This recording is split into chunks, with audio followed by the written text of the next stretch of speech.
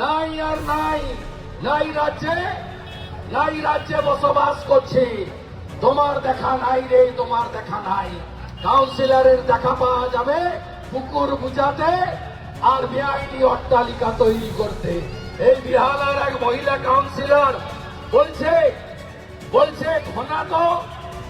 ঘনা তো 500 করে নিচ্ছে, আমাকে মাত্র 50 টাকা করে দেবে। আমি বলেছিলাম ভিডিও দিয়ে, বলল মানহানির মামলা করব। আলা আসো, ওই ভিডিওটা ফরেন্সিকে পাঠাবো, সত্য হলে দিদিমণি কোথায় যাবেন আপনি। ও আর যায়নি, বুঝেছে বিপদ আছে।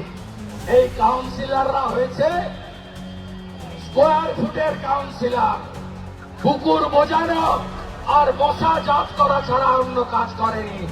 আগে এদের নেত্রী মমতাকে হারান, তার 6 মাসের মধ্যে কলকাতা কর্পোরেশনের ভোট করিয়ে এদেরকেও বিদায় করতে হবে। পার্থেনিয়াম যেমন পরিষ্কার করতে হয়, তেমনি এই তৃণমূল নামক আবর্জনা মুক্ত বাংলা চাই।